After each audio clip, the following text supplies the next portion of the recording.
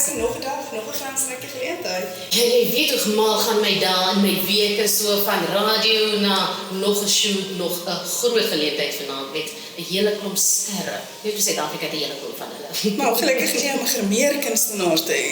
Kyk, dit maak my dae en my werk baie makliker. Ek hoef daarom nie te veel te dink dan nie. Ja, wens mense jy het sommer so iemand permanent by jou gehad wat dit elke dag kan doen hè. Ek wens ek kon iemand net so in my sak insit en dan net so uithaal. Dit sal soveel makliker wees. En natuurlik belangrik om eers jou vel goed voor te berei, want sonder 'n goeie velsorgroetine gaan geen grimering mooi lyk hê.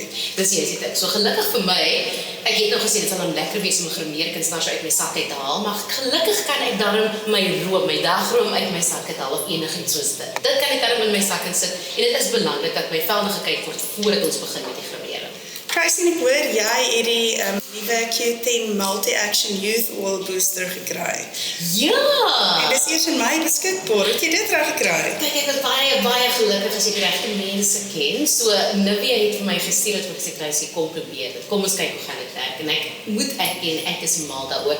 Dit is baie veeldoelig. Ek kan dit vir baie dinge gebruik eintlik, weet jy? So ek laat ook net so my grimeersakkie. Ek hou hom net dan. En ek sit hom baie keer op my cuticles en ons weet hoe lyk dinge in die kamp. Ons weet hoe waai die wind. Jy weet die wind maak ons baie keer mal, maar baie keer mors ek dit op jou haarpunt op want alles klaar is en dan sit ek dit aan my haarpunte. Sjoe, ek hoor jy kan selfs 'n paar druppels by jou dag en nagroom inmeng. Dis seker wat jy doen. Ja, want ek het baie tyd. Ja, vir ekstra voeding. Dit bevat ook argonolie wat bekend is vloeibare goud omdat dit so voedsaam is vir jou vel.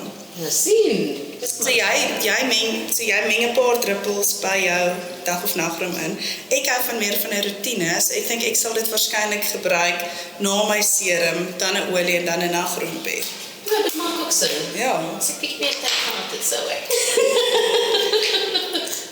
En ek sien jou grimeerkunstenaar gebruik dit selfs op jou grimering ook om te beklemtoon. Ek het jou gesê dis veeldoelig. Ekstra glans. Sien jy? Dit is proper so glansryk, so hoekom nou nie nog meer glans bring nie?